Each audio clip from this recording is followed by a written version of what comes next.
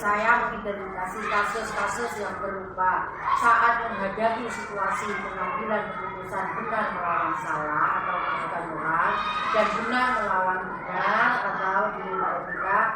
Dalam kondisi tersebut kita harus bersikap bijak dalam mengatasi. Berarti intinya dalam mengambil keputusan benar melawan salah atau benar melawan benar, sebagai kepala sekolah, Bu Rohma harus mengambil keputusan dengan bijak. Begitu ya, Bu? Ya, betul. Untuk pertanyaan yang kedua, selama ini bagaimana Bu Rohma menjalankan pengambilan keputusan di sekolah Bu Rohma, terutama untuk kasus-kasus di mana ada dua kepentingan yang sama-sama benar atau sama-sama saling menilai kebajikan. Selama ini pengambilan keputusannya seringkali bersinggungan dengan prinsip etika, walaupun sebenarnya prinsipnya tidak berkaitan dengan pribadi seseorang yang berlaku secara universal. Untuk mempunyai pemahaman yang baik tentang pengambilan keputusan harus menghargai konsep-konsep. Dalam situasi seperti itu kita harus menyajikan paradigma pengambilan keputusan, yaitu satu, individu lawan masyarakat, kemudian rasa kesedihan lawan rasa kasihan, terus kebenaran lawan rasa kesetiaan, kemudian jangka pendek lawan jangka panjang. Berarti intinya paradigma pengambilan keputusan tetap harus diterapkan dalam setiap pengambilan keputusan di sekolah. Begitu, Bu. Betul. Untuk pertanyaan yang ketiga, langkah-langkah atau prosedur seperti apa yang biasa belum melakukan seperti ini?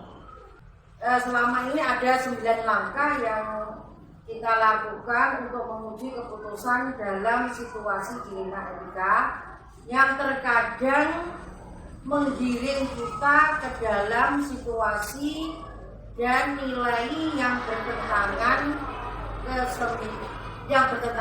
9 langkah, yaitu pertama, mengenali bahwa ada nilai-nilai yang saling bertentangan dalam situasi ini. Kemudian menentukan siapa yang terlibat dalam situasi ini, ada mengumpulkan fakta-fakta yang relevan dengan situasi. Keempat, pengujian benar atau salah, ada uji legal, ada uji regulasi, uji halaman depan, halaman depan, koran, dan uji panutan. Kemudian yang kelima, pengujian paradigma benar lawan benar, melakukan prinsip revolusi, kemudian investigasi prinsip trilema. Ada juga yang ke-8, membuat keputusan. Yang ke-9, melihat lagi keputusan dan referensinya. Jadi 9 langkah itu digunakan untuk menguji keputusan yang sudah diambil. Ya. Untuk pertanyaan keempat, hal-hal apa saja yang selama ini dilema anggap efektif dalam pengambilan keputusan pada kasus-kasus dilema etika? Ya, dalam hal ini yang dianggap efektif dalam pengambilan keputusan yaitu untuk mempunyai pemahaman yang baik tentang pengambilan keputusan, harus menghargai konsep dan prinsip etika yang universal dan disepakati bersama, seperti keadilan, tanggung jawab, kejujuran, bersyukur, lurus hati, berprinsip, berintegritas, kemudian kasih sayang, ada rajin, ada komitmen, ada rasa percaya diri, dan yang paling penting ini yang sulit dilaksanakan yaitu rasa kesabaran. Berarti ini semua mengarah ke nilai-nilai kebajikan universal, ya, Bu. Untuk pertanyaan berikutnya, hal-hal apa saja yang selama ini merupakan tantangan dalam pengambilan keputusan pada kasus-kasus dilema etika. Untuk mempunyai pemahaman yang baik tentang pengambilan keputusan, harus menghargai konsep dan prinsip etika yang universal dan disepakati bersama seperti keadilan, tanggung jawab, kejujuran, bersyukur, lurus hati, berprinsip, berintegritas, kemudian kasih sayang, ada rajin, ada komitmen, ada rasa percaya diri, dan yang paling penting ini yang sulit dilaksanakan yaitu rasa kesabaran. Begitu. Berarti ini semua mengarah ke nilai-nilai kebajikan universal ya Bu. Iya, Untuk pertanyaan berikutnya, hal-hal apa saja yang selama ini merupakan tantangan dalam pengambilan keputusan pada kasus-kasus dilema etika? Utamanya yang sering kita hadapi sekarang keputusannya yang merupakan kasus dilema itu pada saat individu melawan masyarakat. Karena saya harus menghadapi masalah yang berkaitan dengan orang banyak. Jadi yang harus mampu berpikir secara bijak untuk dapat mengambil keputusan yang bermanfaat untuk orang lain. Jadi harus bermanfaat untuk orang lain. Ya, intinya itu ya. Untuk berikutnya, apakah Bu Roma memiliki sebuah jadwal tertentu dalam sebuah penyelesaian kasus dilema etika? Dan apakah Bu Roma langsung menyelesaikannya di tempat atau memiliki jadwal untuk menyelesaikannya di bentuk atau prosedurnya seperti apa?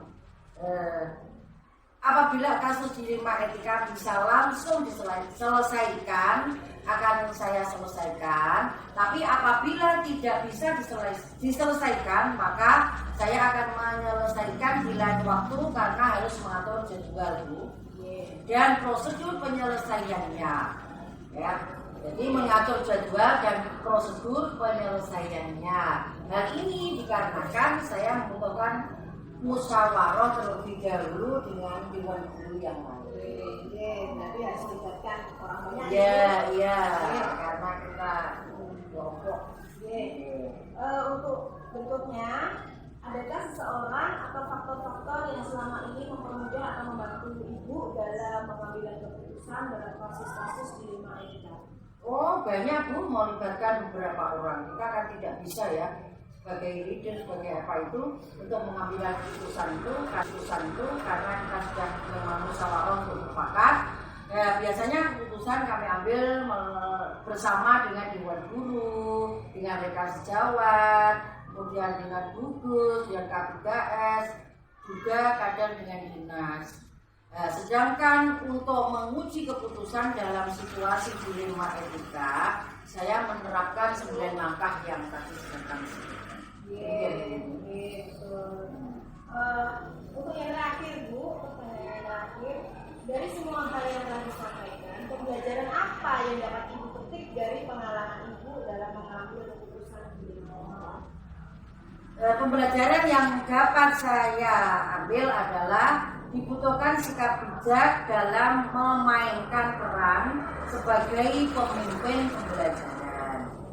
Ya, kemudian membutuhkan kecermatan dan pengujian yang tepat dalam setiap kasus yang kita hadapi. Seorang pemimpin pembelajaran harus memiliki profil kompetensi yang mampu menggunakan prinsip moral dalam melakukan pengambilan keputusan, serta mampu menerapkan strategi untuk menghindari adanya isu kode etik, kemungkinan sekolah, dan konflik kepentingan tertentu. Mungkin itu. Jadi kita harus. Jadi intinya seorang pemimpin itu harus memiliki kompetensi yang sesuai betul. Dengan menggunakan prinsip moral dalam mengambil keputusan dan tidak lupa dengan menggunakan paradigma, prinsip dan langkah-langkah yang dinyatakan. Iya, betul. Terima kasih Bu. Sama-sama. Saya diizinkan untuk wawancara tentang Sama-sama.